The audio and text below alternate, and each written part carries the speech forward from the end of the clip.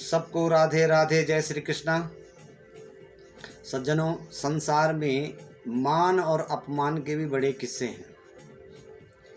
अपमान केवल कहने से नहीं होता, आंख से आदर ना हो तो भी अपमान ही होता है।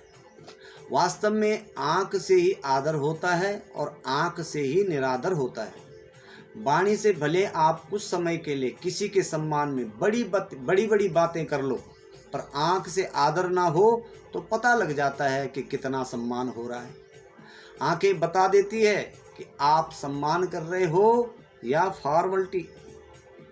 आंख की भाषा बड़ी विचित्र होती है और इस विचित्र भाषा को बच्चे बहुत जल्दी समझ जाते हैं।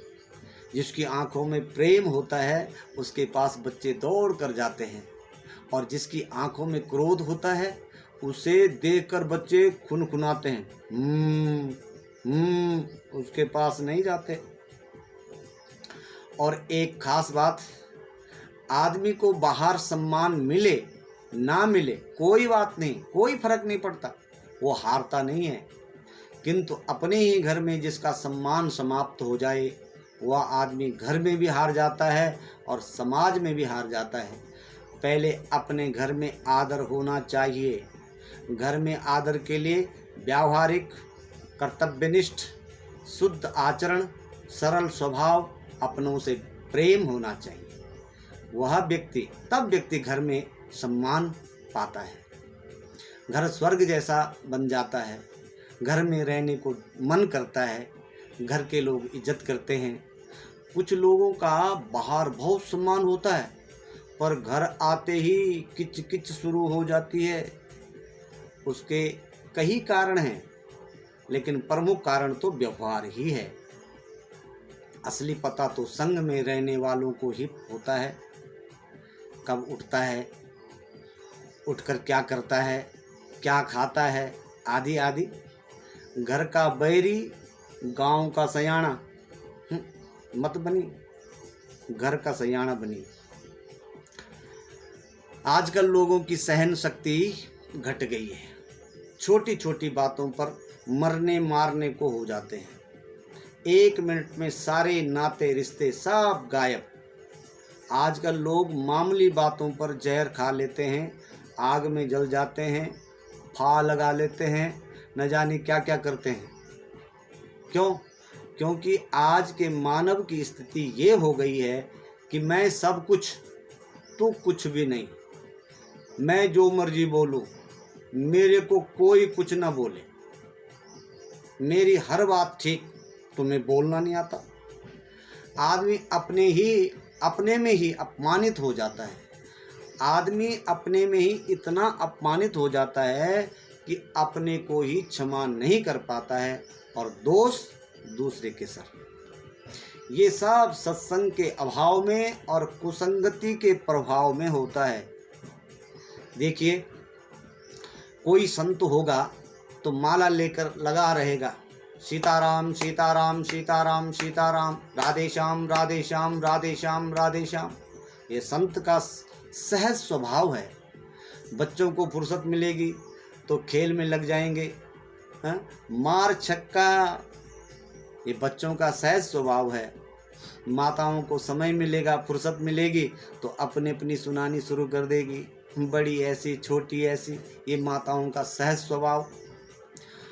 आप राजनीति में हैं तो आप कुछ न कुछ पक्ष विपक्ष की शुरू कर देते हैं। हम सब जिस कार्य में हैं अपने अपने धंधे की बात शुरू कर देते हैं। व्यापारी व्यापार की, शिक्षक अपनी, डॉक्टर अपनी बातें शुरू कर देते हैं। ये सहज स्वभाव है। भजन करने वाला भजन में लग जाता है, स्तुति करने वाला स्तुति में लग जाता है, निंदा करने वाला निंदा करने में लग जाता है। ये सहज स्वभाव है, जिसका जैसा स्वभाव है। श्रेष्ठ वो नहीं जो श्रेष्ठ को प्रेम करे, बल्कि श्रेष्ठ वो है जो श्रेष्ठ के एक भी सद्गुण को अपना ले, वही श्रेष्ठ है। सज्जनों, मानव जीवन मिला है तो भक्ति तो करनी चाहिए। भक्ति सकाम हो या निष्काम, हर मानव को करनी चाहिए। मानव तन मिला ही भक्ति के लिए। भक्ति में स्वार्थ न हो। प्रभु का हर पल हर क्षण स्मरण रहे। प्रतिदिन मंदिर जाया करो, कुछ चढ़ाओ न चढ़ाओ, ऐसे ही मिलने जाया करो भगवान को। अकामा सर्व कामो वा मोक्ष कामा उदारधि तीव्रेणा भक्ति योगेना यजेत पुरुषम परम। भगवान का स्मरण, भगवान का ध्यान, भगवान का भजन जीवन का अनिवार्य हिस्सा बना लो। जैसे आजकल हम सब कुछ भूल जाते हैं पर मोबाइल नहीं भूलते। आँखों में रोशनी कम हो तो चश्मा नहीं भूलते। तो जो जरूरी काम है, जीवन का हिस्सा है, जो अनिवार्य हो है, उसको हम नहीं भूलते हैं। तो भगवान के भजन को भी जीवन का अनिवार्य हिस्सा बना लो। जैसे हम अनिवार्य चीज़ों को, अपनी व्यावहारिक अनिवार्य चीज़ों को नहीं भूलते हैं, ऐसे ही भगवान के भजन को भी नहीं भूलना चाहिए, कभी नहीं छोड़ना चाहिए। हम भगवान के भजन को अनिवार्य क्यों नहीं मानते हैं, यही विचारणीय विषय है आज का। सभी लोग इस पर विचार करें और भगवान के भजन को अनिवार्य विषय बनाएं। जो भगवान के कार्य को अनिवार्य मान लेते हैं वो तर जाते हैं, जो नहीं मानते हैं वो चक्कर ही खाते हैं। आपका विश्वास ही आपकी भक्ति का फल है। हाथ से फेंका हुआ पत्थर 100 फुट दूर जा सकता है, बंदूक से गोली 1000 फुट दूर जा सकती है, तोप का गोला 5 मील दूर जा सकता है, लेकिन भक्ति भाव से गौ माता को दिया हुआ रोटी का टुकड़ा स्वर्ग के दरवाजे तक पहुंचा देता है। छोटे छोटे पुण्य कार्यों से भी परम भोग की सत्ता को मानव प्राप्त कर सकता है। सज्जनों, आपको 60 साल के बाद कोई ये नहीं पूछेगा कि आपने कितना कमाया, आपके पास बैंक बैलेंस कितना है।